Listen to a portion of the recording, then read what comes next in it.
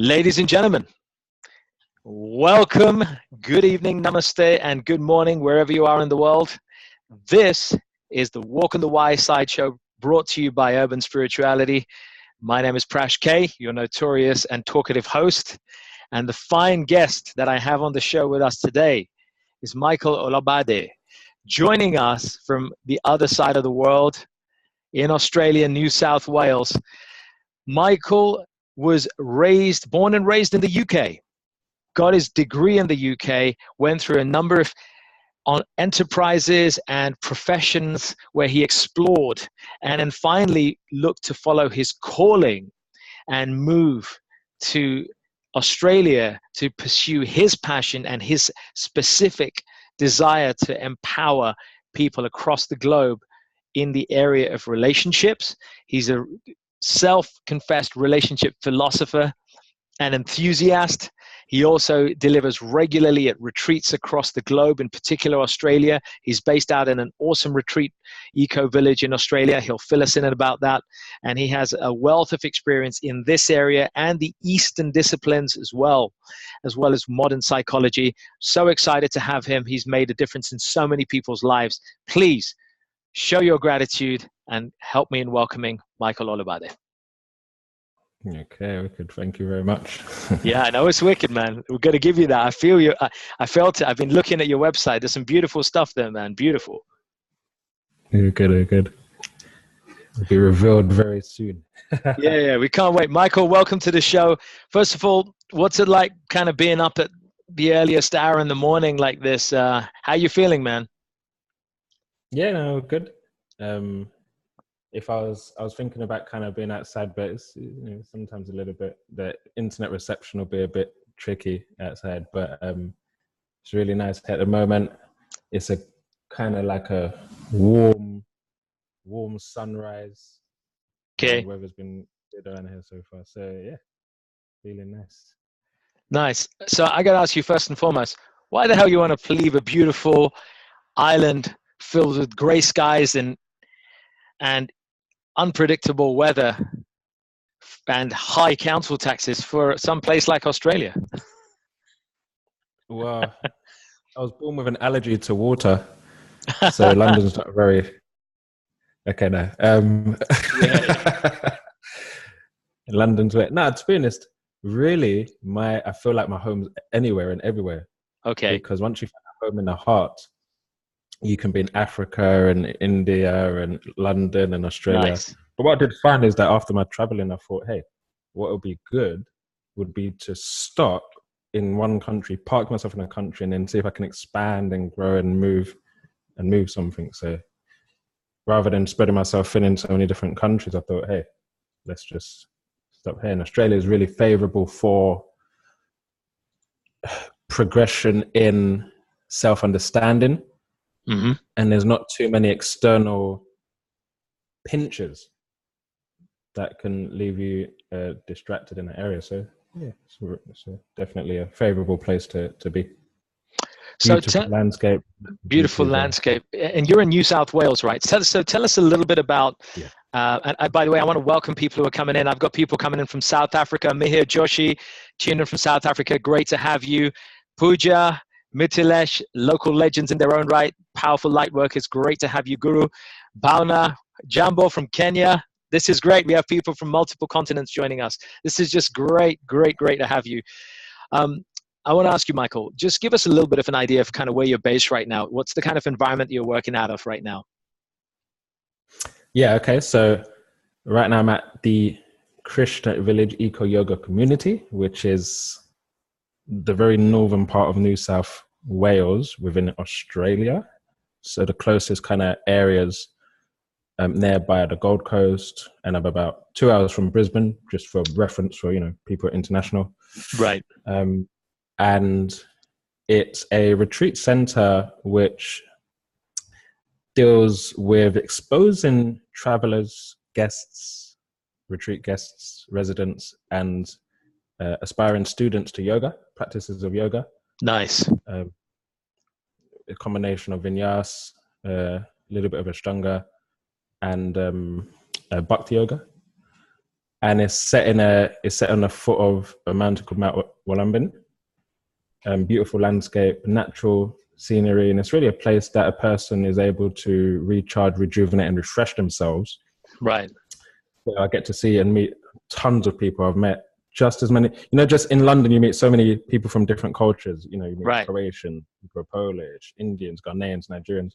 I've also had that same experience at the retreat center because so many people travel through. That's such a nice feeling. So you're getting people from all around, you're working with them on relationships, and I think that's a beautiful thing. And one thing that does interest me in particular is this field that you're in. How do you distinguish the field, the way you're dealing with this compared to sort of psychologists and people who take this from a purely sort of Western academic perspective? How do you distinguish yourself in the skills that you bring? Because I know that, from your background and kind of our previous conversations, you obviously bring together a number of traditions and modalities in what you do. Yeah, I think maybe two distinguishing aspects here. One would be that relationships are always considered in relation to what's considered to be the purpose of life. So relationships aren't just taken on their own. They're always in relationship to the purpose of life. And from the Eastern perspective, it's considered to be self-realization. It's considered to be that the real kind of goal or target of life is to understand yourself fully. And so any relationship that moves towards understanding yourself is favorable, is progressive. Any relationship that leads to mental peace, which then can allow you to move forward and advance in your life, that's favorable.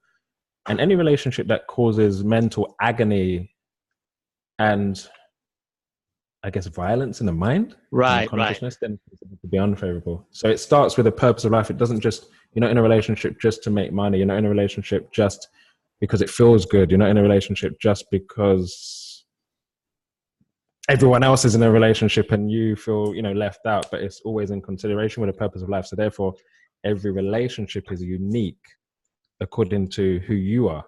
Right, which of course means that nobody should feel they have to beat themselves up if they're not in a romantic relationship. That is to say, exactly.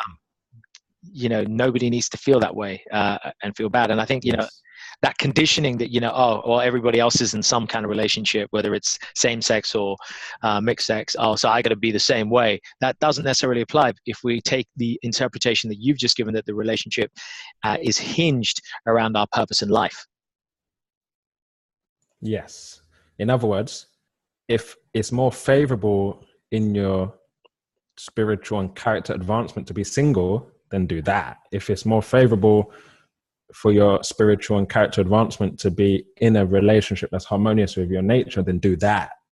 So whatever is favorable according to the position that you're in your life, do that. Nice. That's a really great segue to start. So let's actually take in a little bit.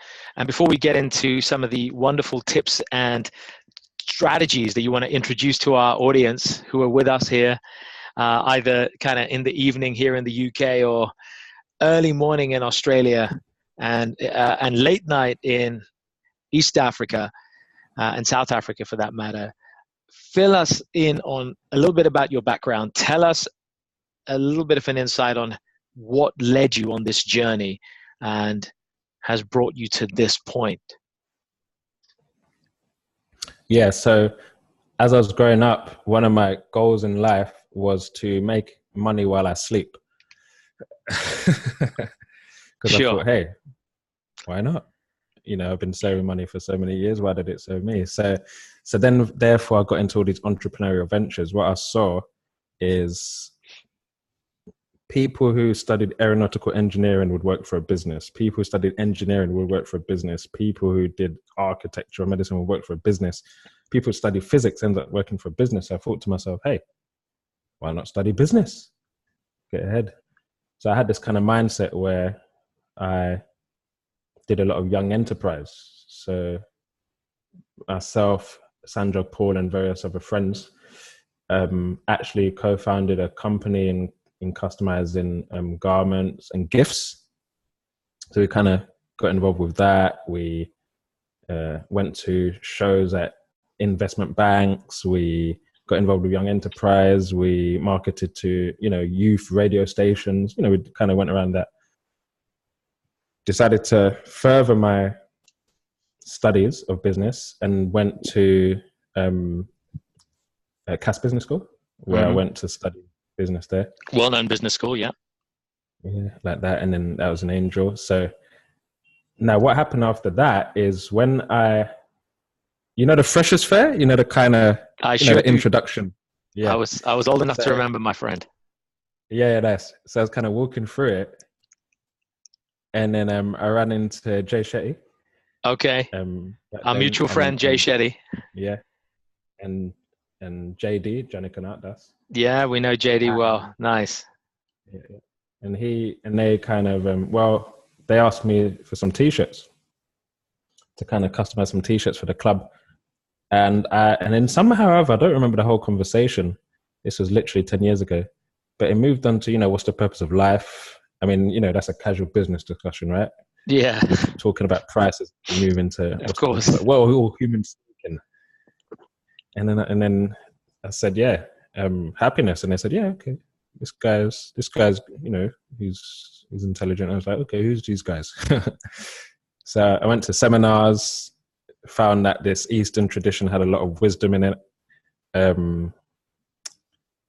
Traded for a bank, but while I was training for a bank, going into this wisdom, and decided to go to India to study it in more detail, and ran into various gurus there. One was from Amsterdam, and then I asked to travel with him. And then it really kicked off from there. Once I, then started teaching in Australia after I got invited to do so when they saw like an introductory seminar that I did. Mm-hmm. So then from that, I thought, okay, let's go for it. I spoke to my mentors and they said, okay, yeah, let's go for it. Give it a shot. And yeah, here I am. All right, let me ask you a quick question here. That's great. I like the fact that you walked away from a potential career in either banking or in a business startup, essentially. Where you had merchandise and you were able to get involved with different youth initiatives. So you turned your back. You walked away from that. You gave that up, as well as your banking potential career, in order to follow a pursuit where you delve into the deeper psyches and hearts of human beings. And was that driven by what? Was it driven by a desire for personal betterment? Was it driven by a pain you felt because you saw people around you suffering in relationships? What was your key driver that's led you into this profession now? Yeah, nice question. What I kind of saw, because there was this idea that I was thinking, if I spend some time studying in India, then I'm committing corporate suicide. I'm committing career suicide. I'm committing CV suicide. I'm hearing it. But then I thought, you know what? I thought if I dive into this kind of, this masculine, feminine science, then even if I lose all the material, so to speak, then I know that for a fact I would have gained some lasting realizations and lasting insights. So there was a bit of a way up there. And then when I ran into it, just as because you turn away from the banking opportunity, you're turning away from a fixed or a guaranteed income, right, of some sort, to go and risk it, to go and explore something yourself. Yeah. At a young age, relatively speaking. Yeah, that was that first time India was 23. So it was kind of incredible. It's around the time I got married, man. That was a big one for me. I got married for the first time. When I was 23. Didn't work out. Yeah. It was 12 months, 14 months of fantastic lessons learned. But yeah, so I guess I took my own risk. But my Indian programming wouldn't allow me to go and give up a prosperous career to go and explore my deeper side, dude. It just didn't happen. So kudos to you for doing that. That's what I got to say. And if people are listening on this, I know most of our audience are probably a little over the 25 mark. And, some of you may even have arthritis just kicking in your 30s and 40s now. But hey, I know everybody's young at heart. But if you know anybody who's young, maybe this is a lesson for us to change a paradigm that's a cultural paradigm, I think, that exists. And I don't think it's confined to the Indian culture. Asian cultures often have that paradigm to ensure that children graduate, go into the machine of employment, or employment, whether it's, employment in the city or big organizations, or it's employment through a family business. And that's just the program. That's just a done deal. And here we have you, Michael. You've just bucked the trend, walked away from that, and decided to do something that you actually did the reverse value judgment. You actually said, well, if I learn something good here and I make an improvement in myself, then was that it? Was that your reasoning? That was it. Yeah. If I lose the corporate and the company side, but gain from that spiritual bank account, then I'm not gonna. Then at the end of it, I won't lose. I love that, man. You kind of follow the words of Jesus Christ. Huh? What profiteth a man if he gaineth the world, but suffers the loss of his eternal soul? Yeah, that's it. Yeah. I love that, man. So amen to that. Here we are, the Michael Olabade that we see in front of us, smiling, wearing yellow colors, and, enjoying the Australian winter right now. So fill us in on this subject. Give us a little bit of an introduction. What are we talking about when we talk about the science? Why are we calling it the science of masculine and feminine relationships, for starters? Okay, so why science? Why not art? What's going on here? So first of all, when you know how to do something, you know the art of it. Okay. When you know how to explain it, then you know the science of it. So you have a martial art and a martial science. You have I like that. The art of relationships, which means that you know how to function in it. But the science of relationships means that you know how to explain it to someone. You know how to explain your emotions. You know how to explain your needs. You know how to explain why you're in a relationship. So most people, that they may know how to do the skill of something, but not necessarily how to explain it. So that's the differentiation. Nowadays, we don't know the science or the art of relationships like that. So it's kind of like, really, sometimes we can hit the dead ends. But the real thing is, oh, have I lost you? Yeah, no, the real thing is that.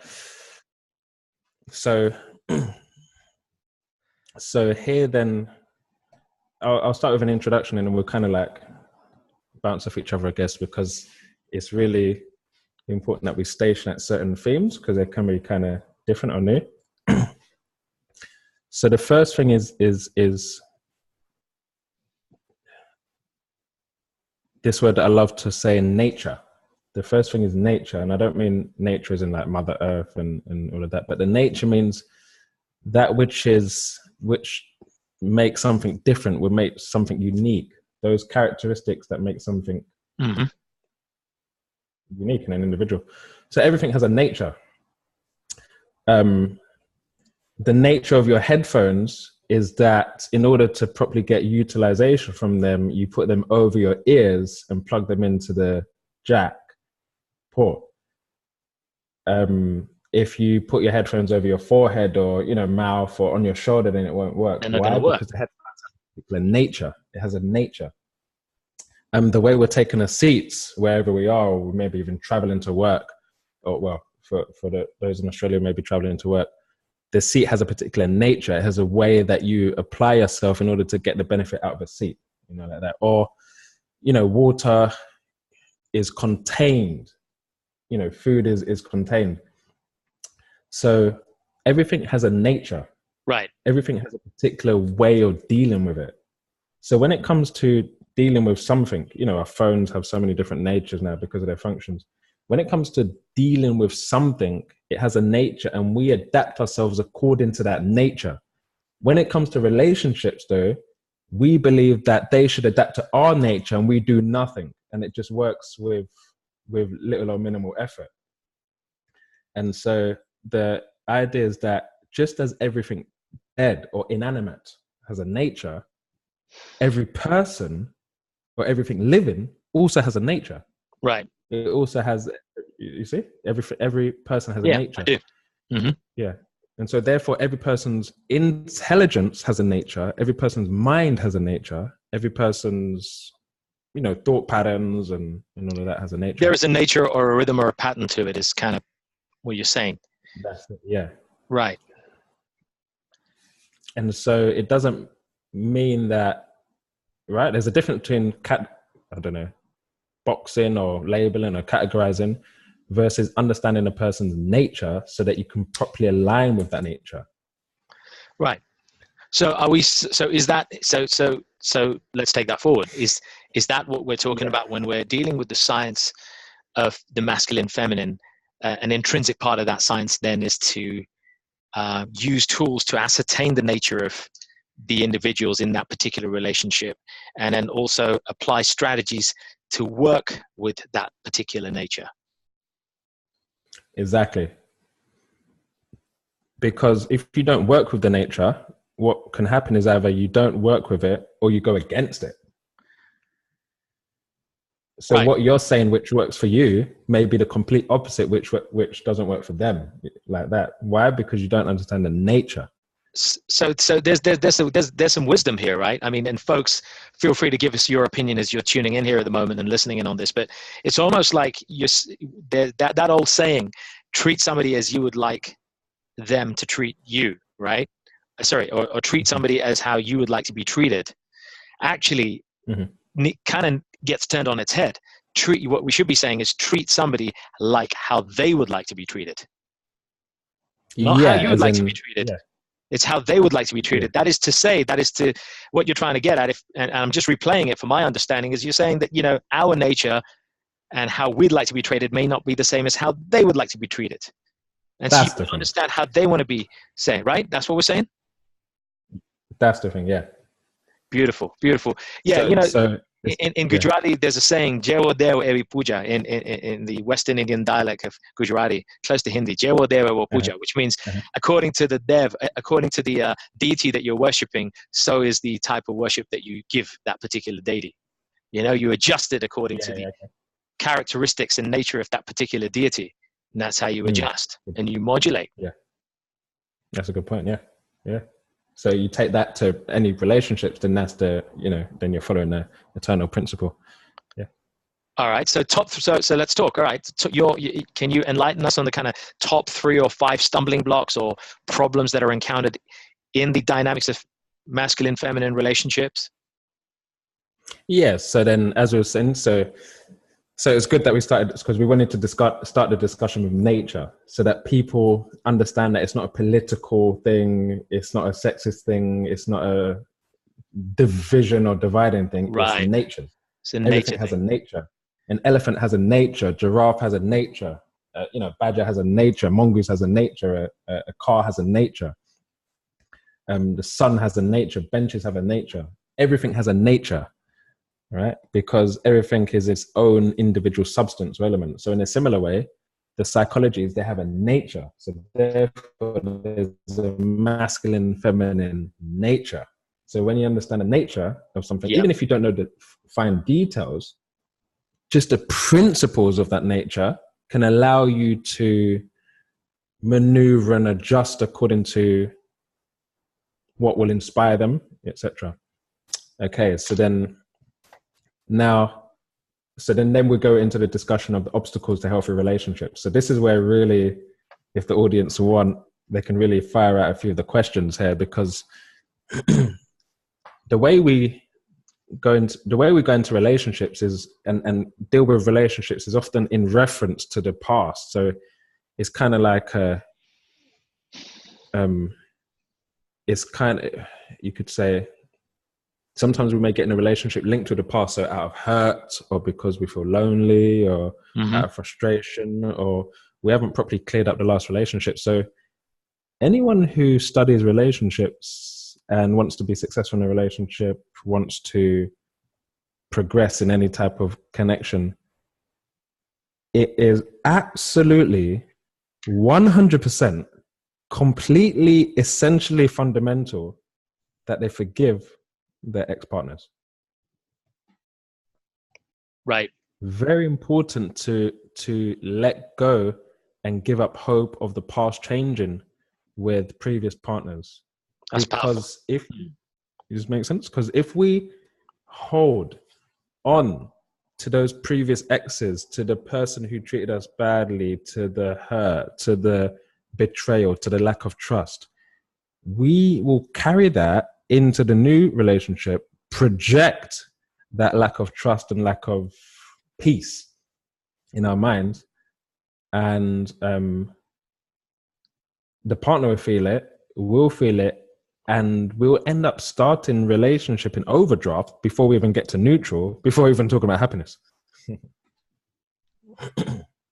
Gotcha. So, okay, so that's an important principle to forgive. But I'm gonna what if you let me contend with you? What if you can't forgive? Go for it.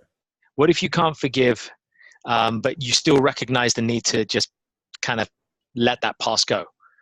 What's the compromise position? Well,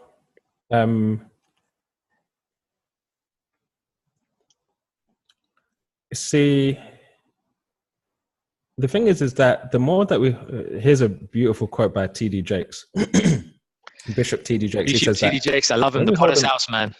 Yeah. I love him, man. You know Dude, I grew up on his stuff along with Matthew Ashimolowo, KICC, Gathering of Champions. I'm a West African at heart, brother.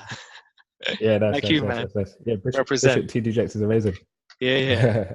So he says, when you hold on to your history, you do that at the expense of your destiny. Which means that when we hold on to those previous relationships and previous connections, we do it at the expense of our new relationships, new connections, because we spend energy holding on to the past, which reduces the amount of energy we have to propel us into a positive, beautiful, and intimate future and intimate relationship. So that's why the first thing is to be able to recognize those old patterns and live and let go. I know we won't dive massively into forgiveness because that's a different topic, but at least being aware of, hey, maybe I can't compare my current relationship or current connections to someone I've liked or disliked in the past. Yeah, I love that. So I think that's a really nice thing and you phrased it really well. Live and let go. All right. Yeah. Shall we move on to another sticking point and challenge in masculine, feminine relationships? Let's go for it. The second will be then we want all the benefits of being single and all the benefits of being in a relationship. We have to we just gotta live life like that. we want to be single. We want to be able to travel when we want, reply when we want, do what we want, speak what we want, eat what we want, or when we want. And then at the same time, we want all the benefits of being in a relationship, which means that that when we need attention, they're there, that when we need affection, they're there, that when we want to reply, that they're replying faster than Usain Bolt can do the 100 meters. Yeah. Totally. And we want everything of everything and anything of everything. But relationships take sacrifice. They take means that you're sacrificing some of your time, some of your attention, some of your energy, sometimes some of your space. So that's something I have to also clear. Yeah. Mm-hmm. And then another sticking point, what you can say obstacle to relationship, would be there's some research that recently came out on relationships from modern scientists, and they mentioned that of all the factors that help or allow a relationship to succeed, the most important factor of like money, health, communication is called relational self-awareness. Relational self-awareness. Relational self-awareness is the ability to be able to understand why you feel a certain way and be able to explain it in a way that the other person understands it. What we tend to do is when we feel pain or suffering or issues, we either do two things. We either kind of become really, really strict with them and we start telling them that they need to do this, get out, or, clean up or something like that. We become really, really strict. Or At the time that we need someone, that's the time when we run away. Yeah. Which causes a lot of confusion. It's interesting, right? The time that we need someone, that's the time when we can't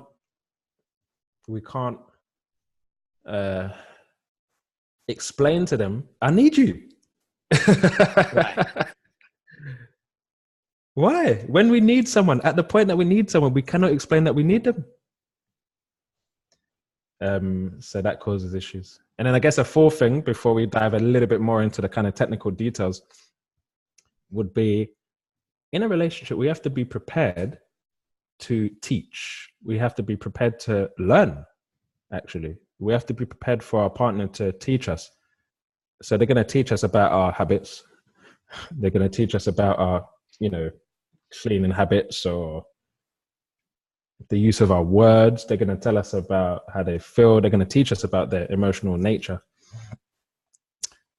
But the thing is we often teach when we're angry, right? Have you ever noticed that? Yeah, we do. And not in the nicest ways. That's the thing.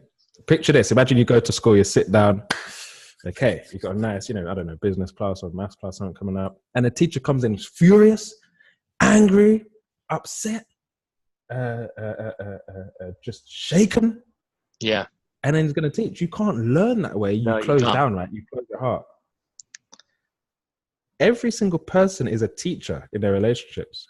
But we have to learn how to teach when we're cool-headed, when we're relaxed, when we're not angry, when we're not tired, when we've only got 2 minutes to go before, we have to run and do something else. Yeah. Like imagine that we open up a big arithmetic or a big algebraic equation and we've only got 2 minutes to explain it. We'll never do that in a maths class. You're not going to do that, yeah.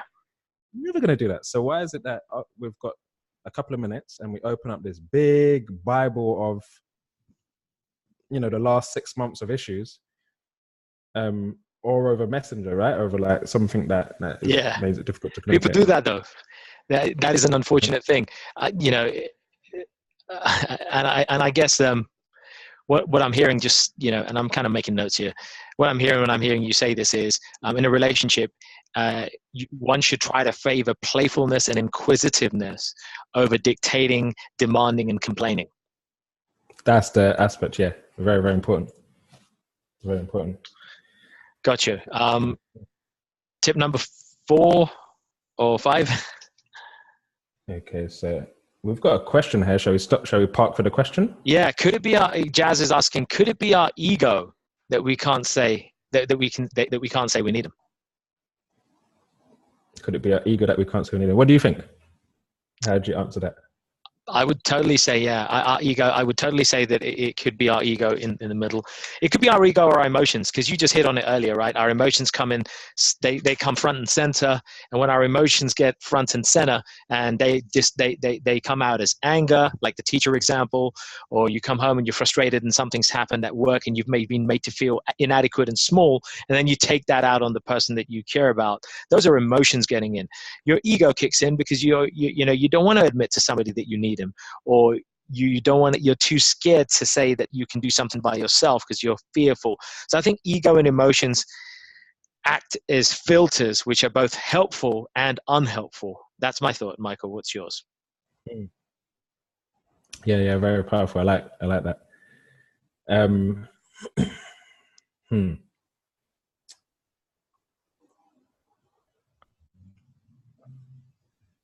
What happened when we feel pain? Because it's a type of pain, right? It's a type of pain when we need a person. When we feel pain, we often respond similar to when our child, in our childhood years, responds to pain. So if you just think back to how you used to respond to pain when your parents, and even if you had the perfect parents, right, still they do things that sometimes cause pain, isn't it? Like, sure. That's just what happens. Social interaction. It happens. Misunderstanding, So how you often respond to the parents would often dictate how you respond to pain in your relationships. So it's that inner child. It's often that inner child that still needs some healing, because it's a defense mechanism. The ego And how we respond to fear is almost like a defense mechanism because it governs our survival. You know, and the scientists will talk about the amygdala and how all the hormones that are released from the brain and this and that. So we do that on a small scale. When someone pains us in a relationship, we respond out of survival. And so we dismiss as a survival technique. Right. Don't let them get too close. They might come in, destroy the real estate of my heart. I've had enough. I've just rebuilt it for the last 3 years. Yeah. I'm not going to let your dirty keep them at arm's feet distance, right? Keep them away. Or we just kind of put the hammer down. We become a kind of judge. And anxiously hold on. It's called anxiously attached, if you want to learn more about that in attachment theory. So it's the ego that's a defense mechanism. But the thing is relationship's supposed to be not a defense mechanism or something to destroy the ego against, but the idea is that we can work through these attachments and obstacles together to progress. So try to see that person not as something to bash the ego against, but as a best friend. And we try to talk to them in that way. Nice. I like that. Cool. I like that. Thanks for the question. Thank you. And Mihir's chipped in here with an interesting thing. He goes, Hinduism has a great deity form of Shiv Shakti. That is the masculine, feminine, divine, the half male, half female personality of divinity. And the fear to appear vulnerable is part of the illusory power sacrifice. The irony is Shiva is commonly known as the powerful destroyer, yet the balance is Shakti, which is the universal energy. So he feels that the same paradox exists in our own lives here. Yeah. Great point. And you find that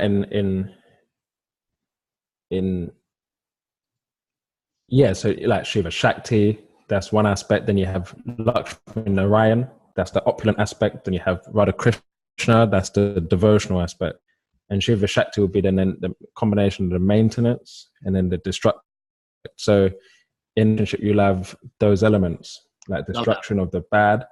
Then you have opulent, which brings in the resources. So, you know, this kind of term, happy wife, happy life, is literally word for word in what you call one of the ancient scriptures called the Dharma Sutras, which says that if the feminine nature is happy, Lakshmi comes and it kind of blesses the home. So you get that type of opulence.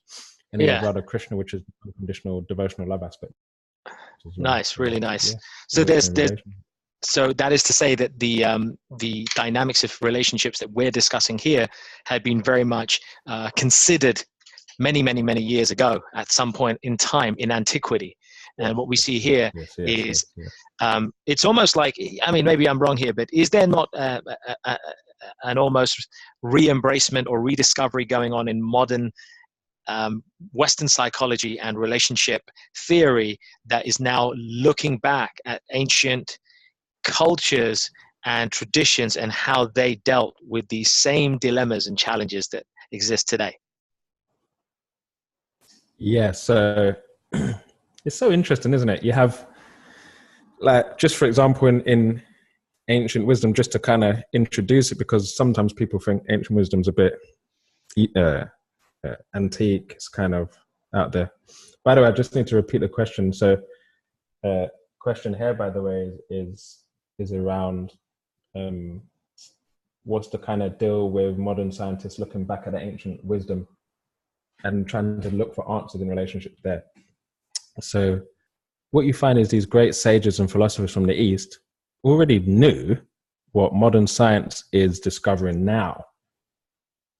An example of this is the science of embryology. They already have detailed in the ancient scriptures the birth and the progression of a child from conception up to 9 or 10 months.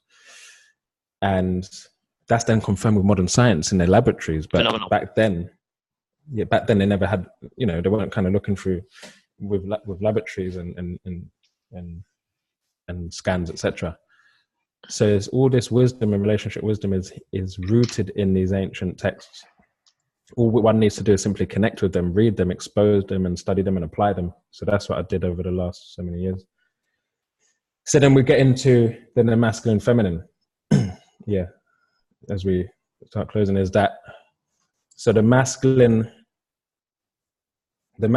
nature is such that it's weaved off the consistency. The feminine nature then is weaved off the energy of variety. To the point. So what you have in your life is that there's always some level of consistency and there's always some level of variety. Right. And to be clear here, as you're talking and as you're going through these, we're not just talking about natures in different species, male species, female species. We're talking about natures that exist within the same human organism, within us. We can have both those natures within us, that masculine and feminine, right? The need for consistency and the need for variety exists in the same person. Yeah, they'll be both there. So it's whatever level you want to take it. You have masculine and feminine gender, masculine and feminine energies, and then masculine and feminine principle. Love that. So the masculine and feminine gender, then we know, and we'll find that the male body and mind is more suited for masculine activity or alignment of masculine activities. The feminine nature of body is also suited for the feminine activities, but it doesn't mean they can't do the other things. Just like a teacher has a teacher nature, doesn't mean the teacher can't do business. The businessman has a business nature, doesn't mean they can't teach. So it's not that, so that whole political thing is only this gender can do that, only that gender can do this. No, it's just that the natural alignment of those activities. So if I have a guitar, if I'm playing a guitar, the consistent aspect of the guitar will be the strings and the shape. Yeah. The variety is that I can play different harmony. Yeah, they can just be endless. It can be endless. Love that. In our lives and in our relationships, we need consistency and variety. Consistency gives security. Variety gives happiness and enjoyment. So now what happens is in a relationship, if the masculine, whoever's in the masculine position, right? Now we can, whether it's homosexual, heterosexual, whatever, whoever's in the masculine position, they then can, then if that has to be consistent, that creates security. And whoever's in a feminine position, that will then bring a sense of variety and happiness. Right. So how I kind of described it just yesterday, I was speaking to someone, is imagine I bring out a tray of cupcakes. And we can say vegan cupcakes here. Yeah. Imagine I bring out a tray of cupcakes, okay? Right. Now there's, 24 on the tray. Providing that tray is masculine, whoever chooses what they're going to take from that tray, that's feminine. So the masculine provides, so whoever's in a masculine position, the masculine provides the field of options. The feminine chooses which options they're going to take. So what happens in relationships is we either provide a tray with options that the feminine doesn't wish to engage with. So then therefore it creates suffering, right? They say, oh, I'm giving so much in a relationship. The other person saying, oh, they're not doing enough. Or the tray that's given, you give a tray, but then dictate which option they can choose. So it doesn't create that dynamic relationship because someone's trying to do all things at once. Or you give a tray, but they don't want to receive it. Right? Sometimes people have an obstacle to receiving love. So in all these ways, then it has to be kind of, discussed and understood that whoever's in a masculine position, they're providing that option of experience, and whoever's in a feminine position, they're providing that that selection of experience. So that could be employee, so many things. So then how does that tie into what you call the perfect union triangle law? Yeah, so that will be what you call the ACC Triangle, which I like to coin the sacred union. So then you have attraction, compatibility, and commitment. Right? So attraction means that the masculine and feminine, there's attraction because there's difference. It creates a type of attraction, it creates a pull. There's a masculine, feminine pull. That's why if you have a bunch of, if you have, let's say, a bunch of masculines in a room, if just one feminine walks into that environment, it creates a different mood in the environment. So there's always a masculine and feminine pull. Let's go commitment. We'll start then. Commitment would be that you're willing to work through a relationship even if things aren't going, even if you don't necessarily feel good in that moment. Because sometimes we're not going to feel good, but if you're still willing to work and connect with each other, then that's powerful. So that's your A for attraction, C for commitment. And the C would be compatibility. For compatibility as well. That's what's often missed. Commitment is now getting thrown out the window. And then compatibility is like, what's that? So you're just left with attraction. So compatibility means that whatever I give, the other person can happily receive and be satisfied, or whatever I can receive, the other person is able to give. And so compatibility means, it's like, here's an easy way to understand it. It's like a spoon and a bowl. A spoon and a bowl, they go together because they create, you can, have some soup with it, this and that. They go together, but they're different. A spoon and a bowl are different, but they go together.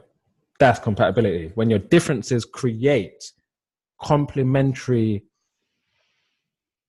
coalescing harmony, then it creates a really nice match. Nice. So, and that's where compatibility comes in, right? And that is, and by compatibility, that can be that can mean any number of things according to your social, cultural, and personal preferences, orientation. It could mean Vedic compatibility through astrology. It could be compatibility through, your human relationship dynamics and principles.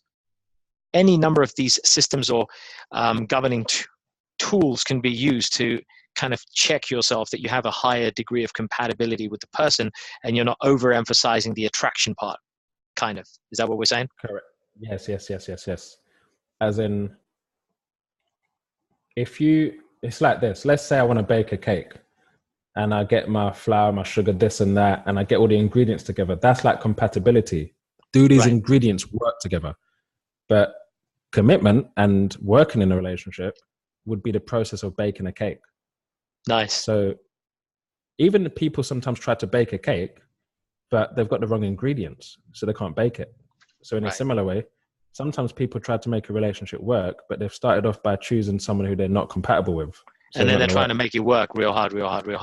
And is that a pitfall? Then are we saying that the famous thing that we all kind of should know, ought to know, do know, may have known and forgotten about, which is that external attraction or physical attraction alone, or in the majority, is often a recipe for a spoiled cake? Modern science says that if you get into a relationship based on attraction alone, at best it will last 3 years. Is that a thing? I mean, that's if you're lucky. You're the relationship expert here, so 3 years, huh? That's the thing. They say at best 3 years. They don't say an average 3 years. They don't say average 3 years. Yeah. At best. Good luck, right?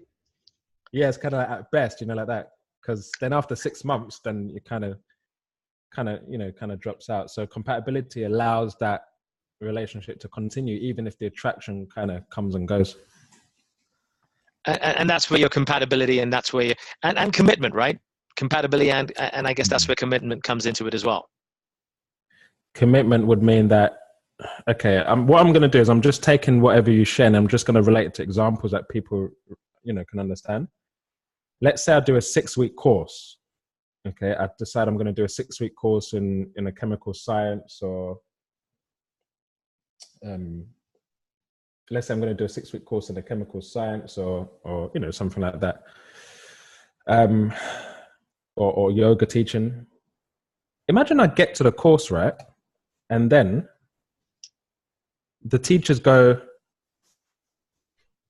not too sure what we're going to do, but we'll see how it goes. You've paid $5,000 for this course, and the teachers go, not too sure what we're going to do. I don't really have much of a plan, but let's take it day by day, and kind of I'll feel out the morning and see how it goes, and I'll just let you know if we're going to do something today, and if not, then we just won't. How are you going to have security if you don't know what's happening? How are you going to Right. have security if you don't know if the teacher's committed to teaching? You can't have that security. You can't have that deep, lasting security if you don't Yeah. know that on the next day they'll be with you or not. So commitment means that your actions and investment and your possessions and whatever you share have demonstrated that you are, to some extent, committed to the person, regardless of if there's changes in the emotional weather.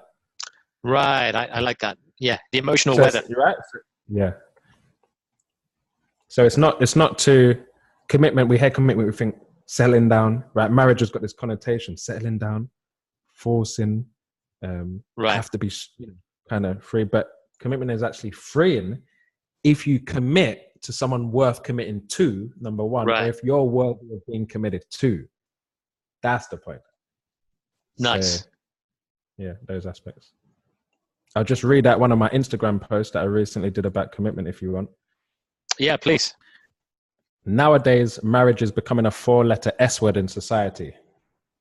Marriage is often perceived as being restriction of freedom, a limit to maneuverability, and disastrous for anyone who's free and adventurous.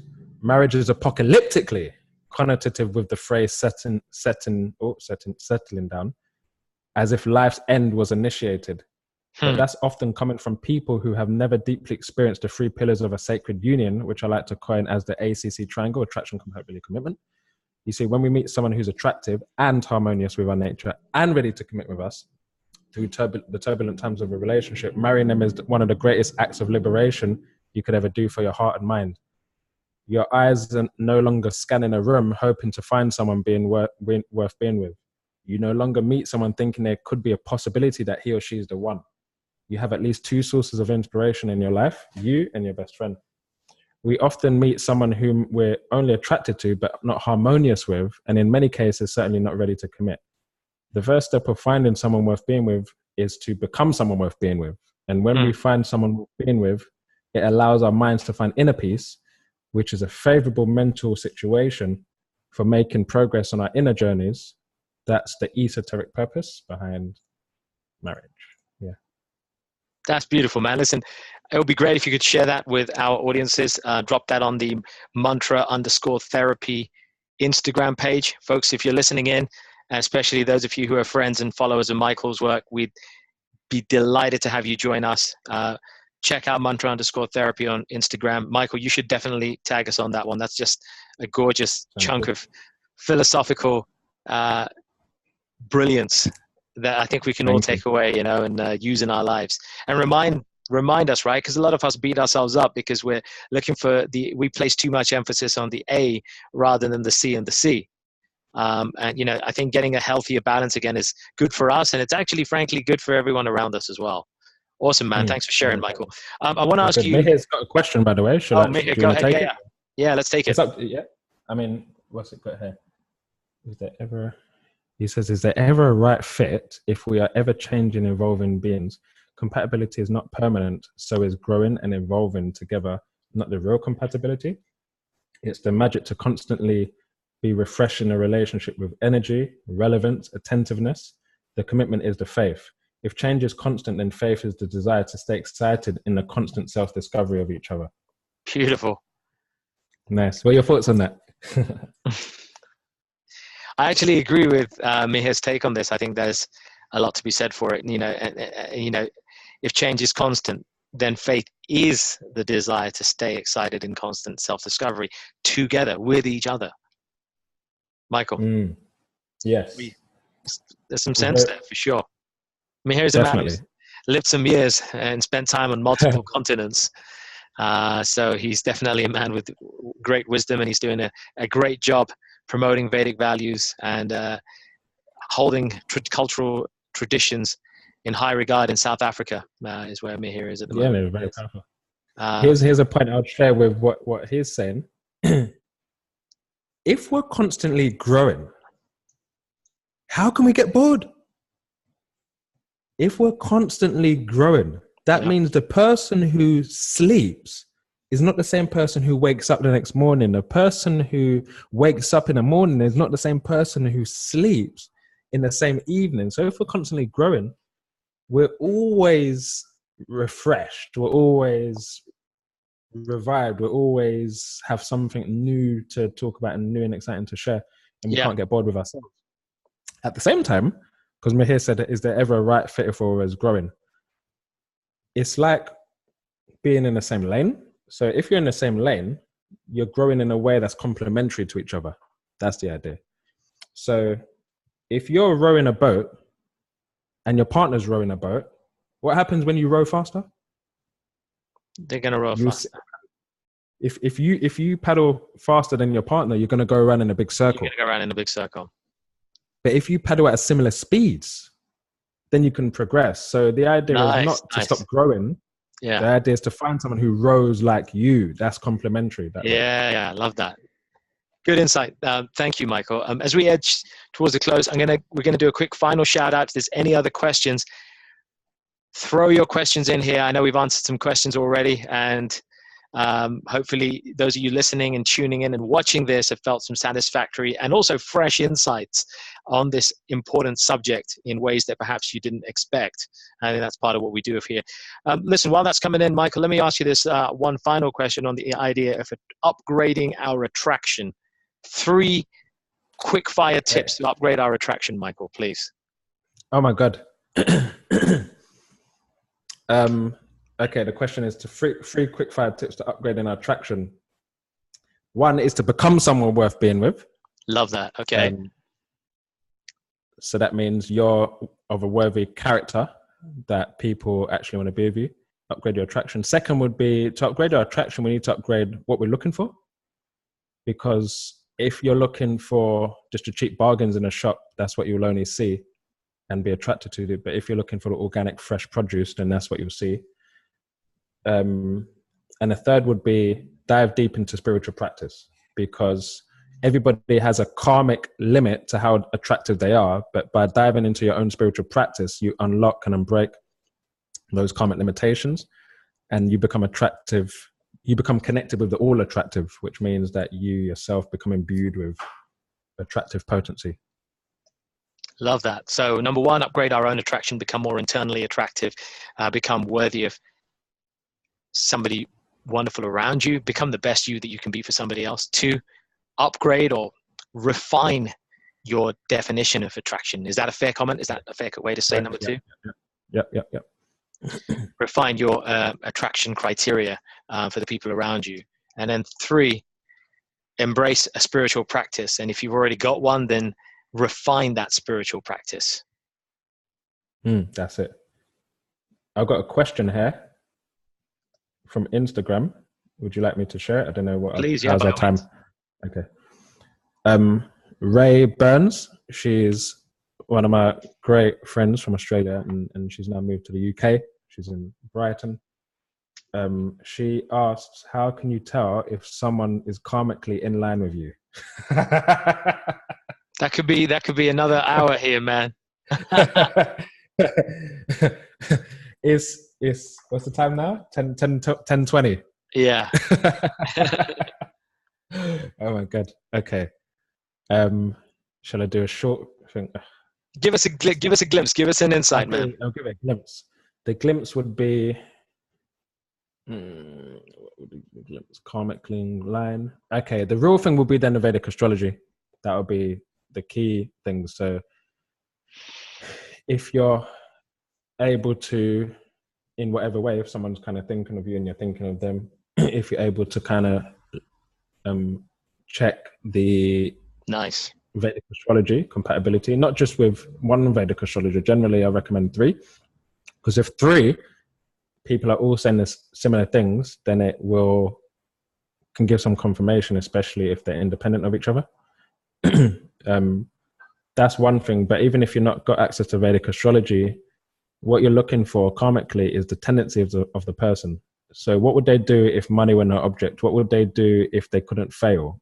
Is what they would do if they couldn't fail similar to what you'd do if you couldn't fail? Then you probably got a bit of a karmic or nature complementary, those aspects. So what's the values? You want to be learning about the values of a person. What's important to them in their life? What can they not do without? how do they want to serve the world? What would they do if they had unlimited amounts of energy? Those are the types of questions you need to know if you've got a kind of similar karmic patterns. It's Nice. unlimitedly deep, so we won't be able to get into those technicalities now, but these are good starting points, because most people don't even know these questions, like what do they want to do if they have unlimited amounts of energy or didn't need to sleep. So if you learn those core values, then the details of that will then manifest in due course. Yeah, I think, and if I may just pitch to Ray's question there, Vedic astrology is not to be disregarded. And although many see it as a hocus pocus science, and many, including myself, have had less than savory and let's say reliable prognoses and revelations from Vedic astrologers, there are still those who are good. Jeffrey Armstrong comes to my mind immediately. He's one of my mentors, one of the best astrologers I've ever come across, Vedic astrologers. Jeffrey Armstrong in Vancouver, he does remote readings, and there are many others, of course. We're not picking just one here, but there are responsible and qualified Vedic astrologers who could be relied upon. And I love the fact that you say don't just go on one.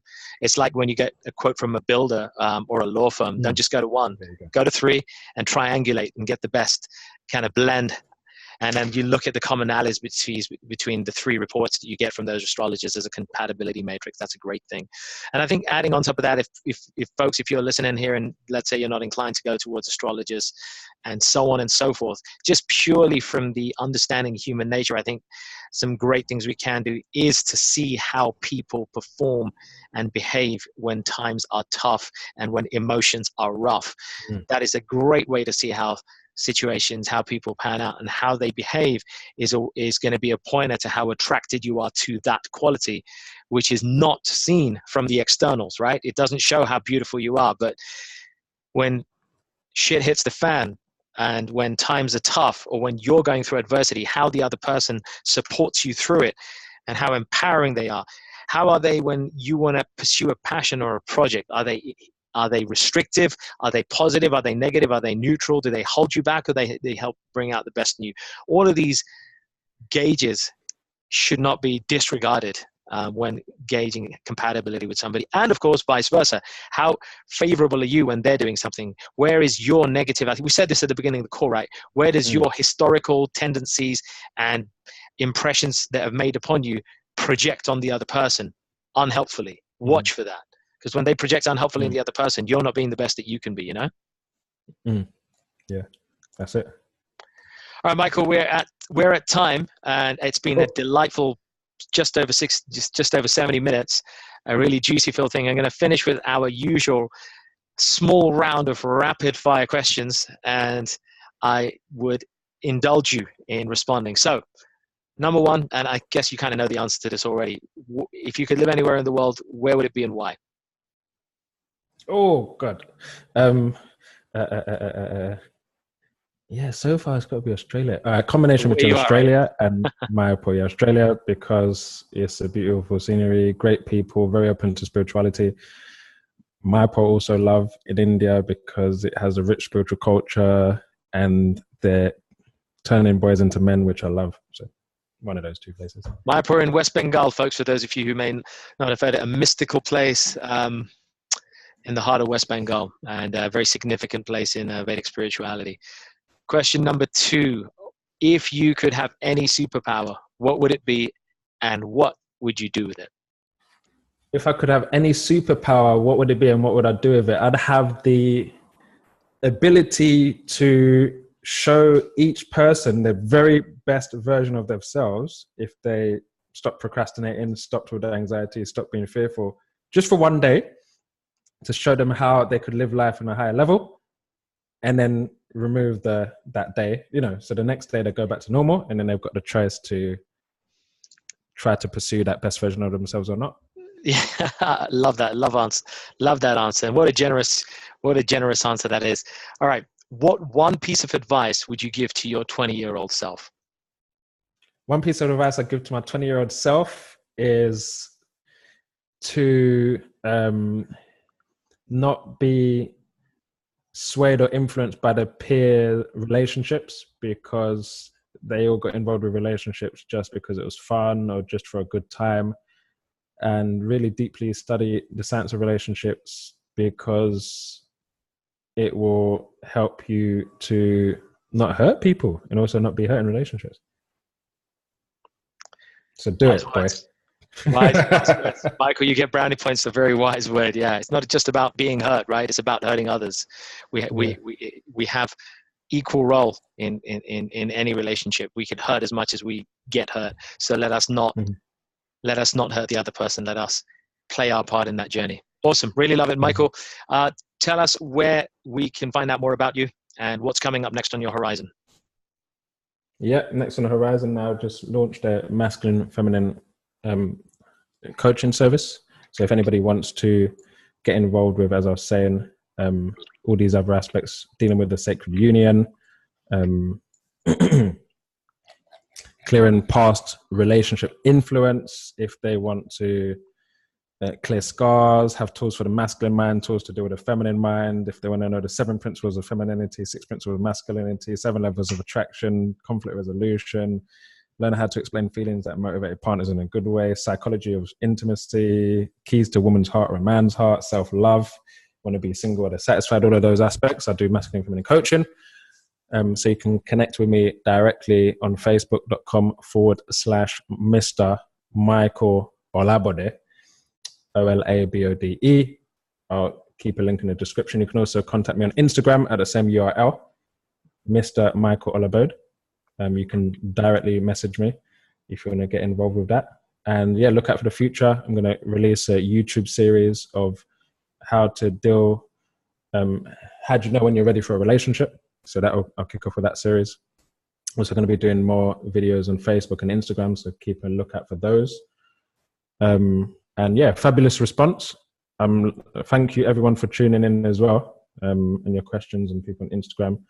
And I'm really appreciating this, because it means that we're hitting a bit of a wave where people want to understand how to be effective in their relationships, which is a good sign for the future. People want to know what's going wrong. People want to know how to correct it. And people are not simply accepting that they're perfect and everything around them have to be perfect, but they're accepting that, hey, maybe I'm kind of doing something wrong and I need to improve and change. So it's really inspiring to see. Yeah, really appreciate that. And so truly said. So folks, thank you very much for tuning in. 2 quick announcements for you. And those of you who are anywhere near London, you are cordially invited this Friday to the Mantra Therapy Diwali special taking place in Northwest London. Please feel free to join us. The link will be in this chat, and you will be entertained, inspired, and illuminated all in one fantastic evening with live music, mantras, meditation, and so much more. Also, if you haven't had a chance already, do not forget to check out, I'm so proud to say, we have our 5-star rated podcast on iTunes, Urban Spirituality. We have been kicking the doors down of ignorance across the world by bringing awesome guests just like Michael into our virtual studio and exposing their wisdom to the world. We are on iTunes as Urban Spirituality. Check out our podcast, go listen in, tune in, get the wisdom, share it out. Please don't forget to leave a like. If you haven't already, please like our Mantra Therapy page, Michael's page. Show some love to your host and your guest here. Support us in what we're doing, and leave us a review on our podcast as well. And that way we can spread the love and make sure that wisdom like this is kept free, kept fun, and kept enlightening. Thank you so much, folks, for being with us. Michael, thank you for being a wonderful guest on the show and for rolling with the questions and giving really good insights and really quite fresh insights we haven't had in many ways. So it's been a joy to have you on the show, man. So much. Thank you. And we'll do this all over again at some stage. Folks, watch out for our show next Wednesday. In the meantime, Michael, thank you. Namaste. Okay. Prash, Kay, tuning out Urban Spirituality. Stay strong, stay peaceful, and stay enlightened. Namaste. Peace out. Namaste. Thank you. Here you go, buddy.